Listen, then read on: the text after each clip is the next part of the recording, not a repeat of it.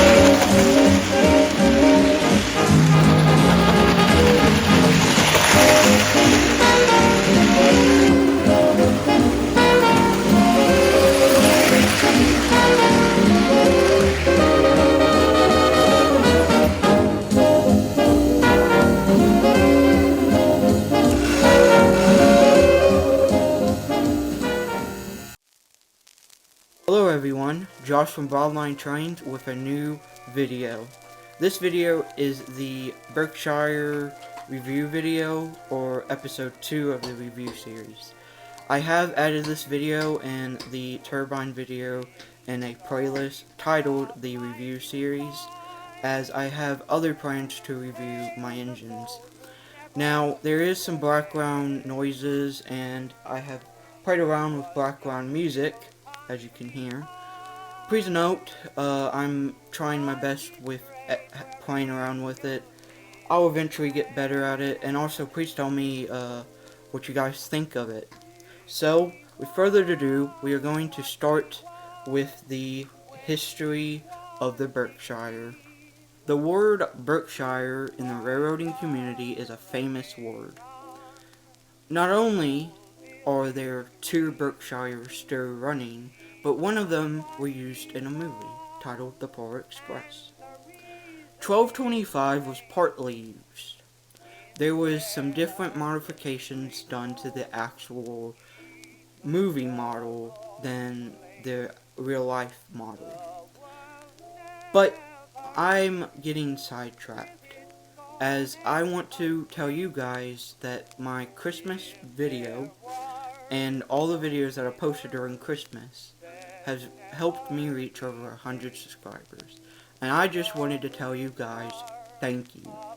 Thank you from the bottom of my heart.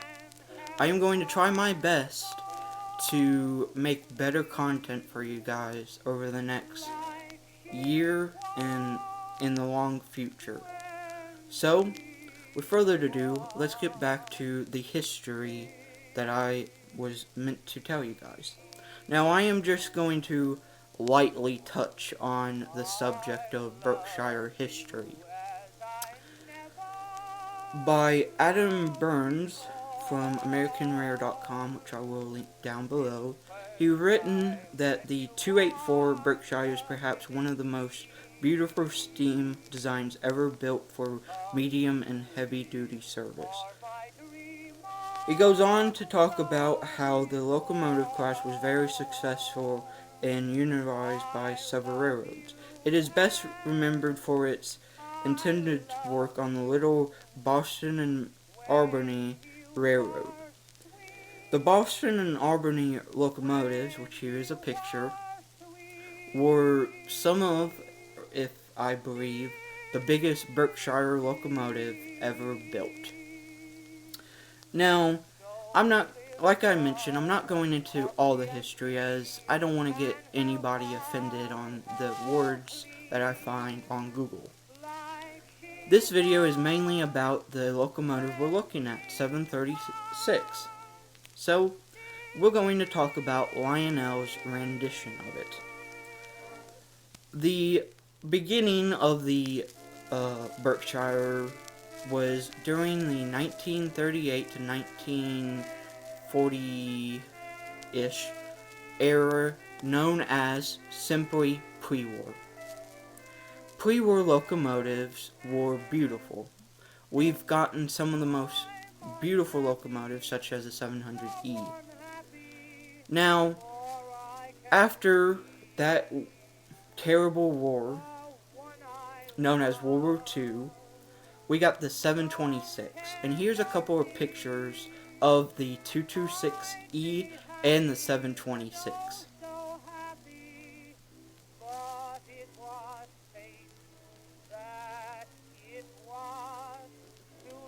Now, after the war, Lionel, after running the 726, invented a new form of rear traction simply known as... All with Lionel's exclusive magnet traction, a sensational track gripping power that lets them climb steep grades, take sharp curves faster, pull many more cars. As the promo said, magnet traction, which refers to the magnets in the wheels, which helps it keep onto the tracks and pull more cars. Now, the 50 and 51 year when it was introduced happened, but 52 they discontinued it, only putting it in their diesels as the Korean War was happening. That year they did re-release the 726. It was referred as the 726 RR or re-release, and 53 they brought the 736 back.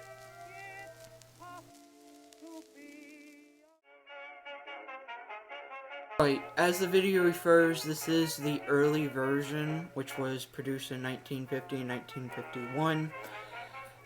The reason why this is the early version is that it has a three-window cab, and it has the boiler front from the 726. After that, like I said, Korean War happened, and then they would re-release it, and it would have a 4-cab window, and it would be the longest lasting steam engine, lasting all the way up to until 68.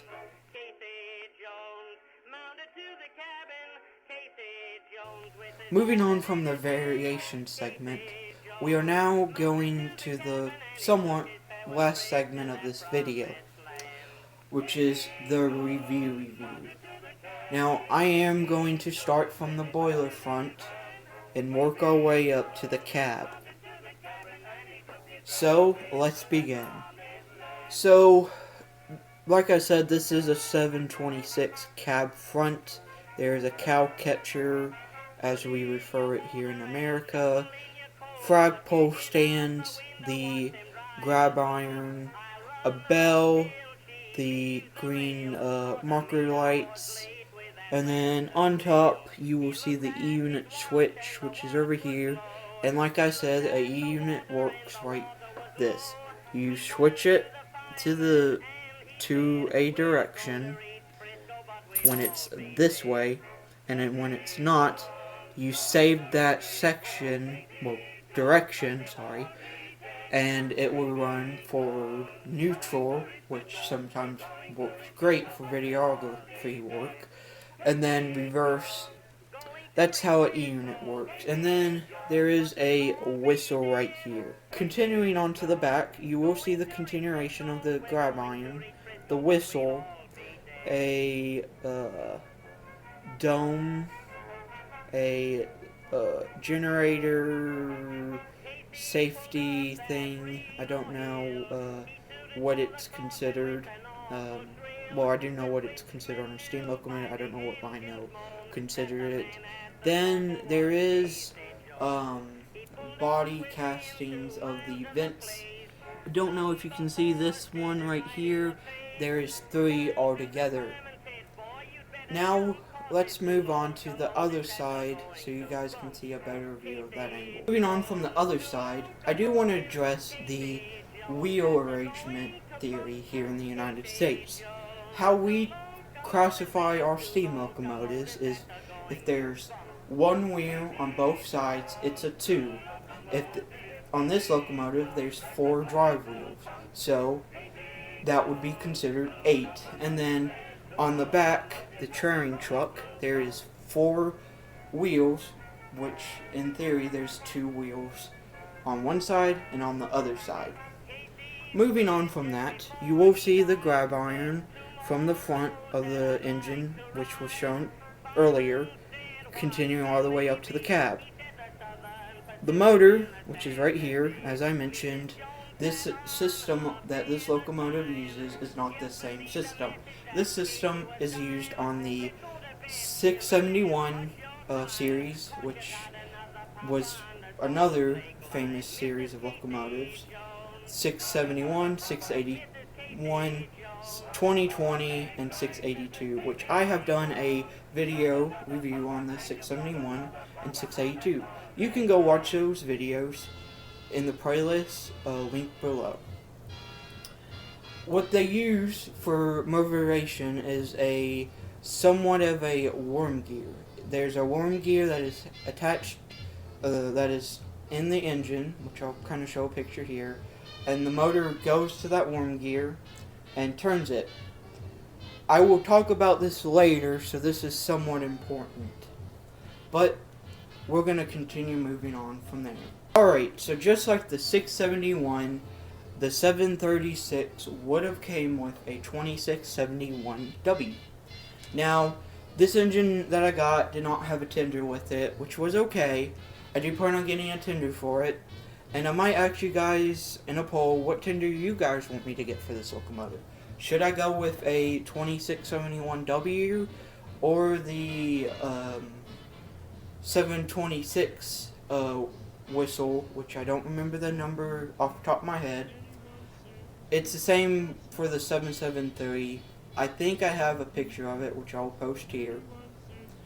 But the one that the 736 would have came with was either a Lionel lines, which, as you can tell, this is just a Pennsylvania lines tender, or Pennsylvania Railroad tender, or there was some with a 2046W, and there were a couple with a 773 2046W whistle, and then there were some designation of 2046Ws that had a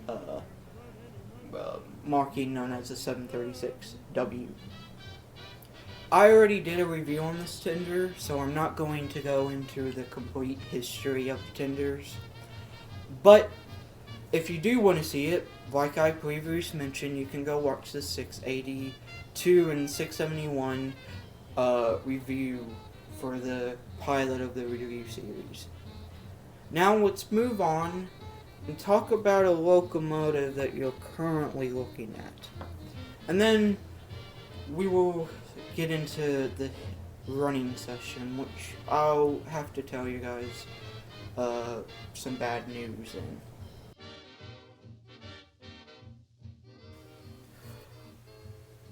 Moving on from the review, we are now entering the last segment of this video.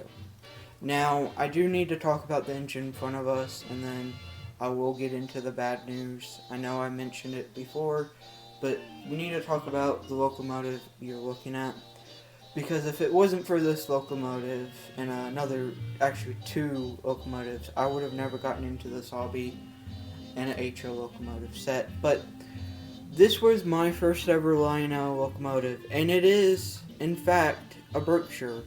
This locomotive is a 2314 UP Berkshire. UP never owned any Berkshire from my knowledge, but this was in a Lionel set, which you will see on screen.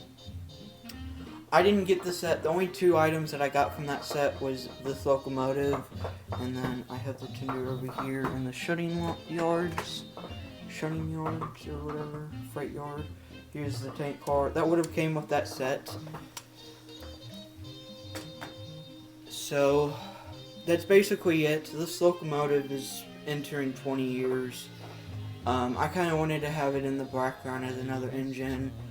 It's a Berkshire, and I've had a fond with Berkshires my entire life. But yeah, let's get into the bad news, which I need to bring back the 736 in order to finish this off correctly. Moving on from that little bonus, it's time to finally get into the bad news of the Berkshire, the 730 Berkshire. Now, in the trailer that I released before this video was ever made, you saw the Berkshire running. You might be asking to yourself, what happened. Now, it wasn't apparent, but here's a little clip of it doing something.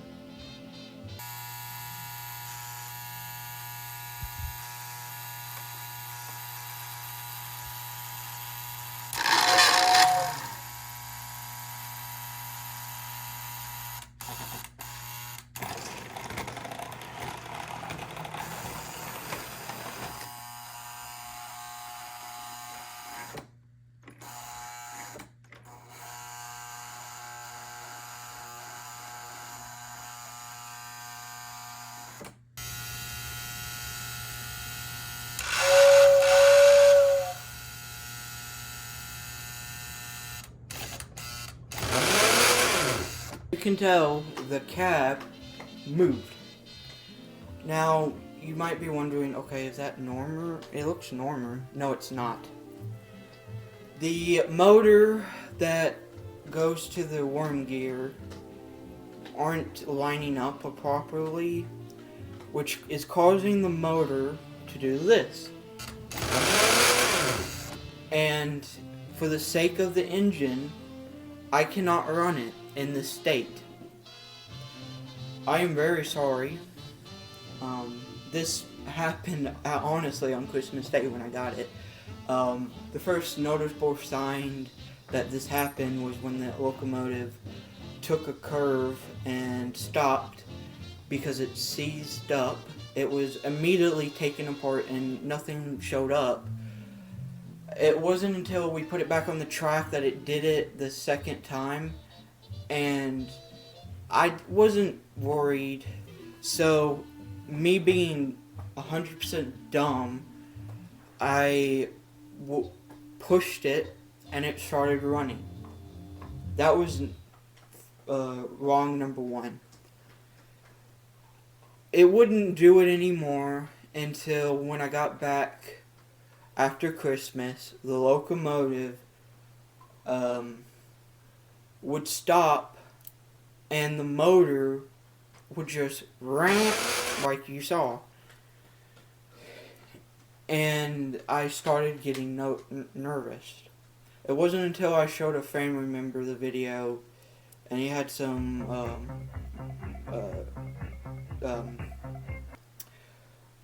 knowledge of this, and he told me you shouldn't be running it anymore. So, the only time this engine was ran, which was last Monday, when it was filmed for the intro. After that, it did it again, and that was that clip, and it has not been ran since. But there is good news. I